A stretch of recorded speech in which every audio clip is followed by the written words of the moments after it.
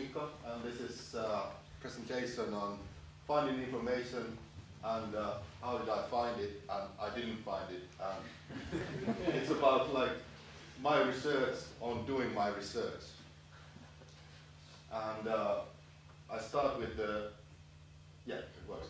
I start with the ACM, which is the paper we were looking, the portal we were trying to search this information. And I think that ACM is kind of like the Acme company for Wile E. Coyote. That everything you touch, it just explodes, and you can't find anything, and it's so hard to find anything. Like, what am I supposed to find here? And there you go. There's a little tiny speck of PDF that you're supposed to click, and something goes subtle, which is so subtle that you can't even see it. This is actually magnified 5 times, so you can visualize how big it is. And let's see what's inside. So we find this boring piece of text, which is like an A4 with no images, and it's like, I don't want to read it. But hey, what's this? 1981, and it's about text editors, computers. 1981 is useless, completely useless anymore. And if we Google it, we can find that Wikipedia is the first link on text editors. It's completely full of links, and you can find everything easily, very easily. And I was searching for autocomplete, and I found it very fast. But when I searched it on ACM, it was like, it took me ages to find anything about autocomplete. So Steve Jobs said, this is about Amazon Kindle, that no one reads anymore. That's it, no one reads anymore. That's like, publishing these papers is useless anymore, for me, at least. I don't know, for a lot of people still read though. And one of the papers actually suggested that information literature should change their name so it would be accessible to people. And they suggested this name, Info are Us. At least for me, it's like, if the name is something, it's just secondary information. And this is something that people actually, this is on my wall, and people actually look at it. It's completely unclear, and you can't like get any like perception of what's going on in the right one.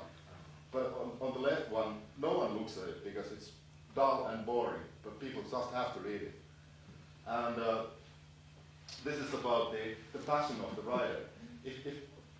When Shakespeare wrote the whole thing, he had passion, he was on fire. It's just like, there was passionate text, and people like to read passionate text, but the academic text is just boring, and it fades into history.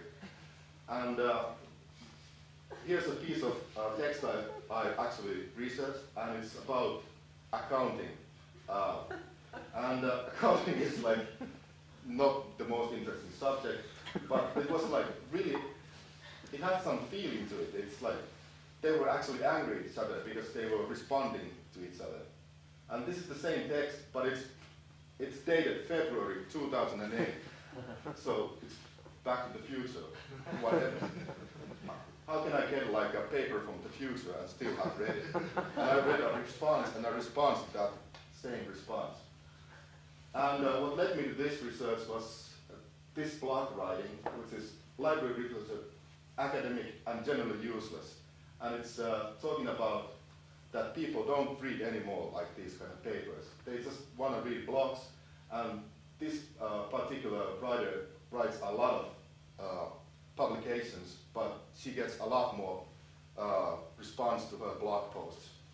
And this is what people wrote in the comments.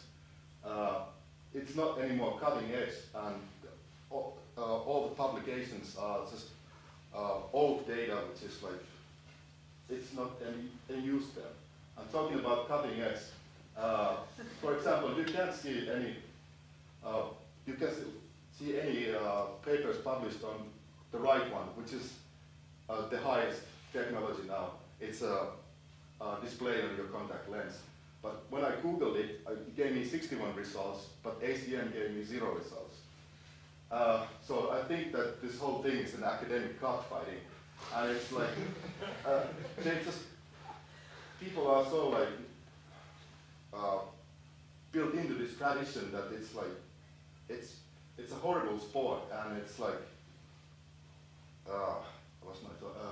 so we have to put a stop to it, basically. But how do we put a stop to cockfighting? It's like,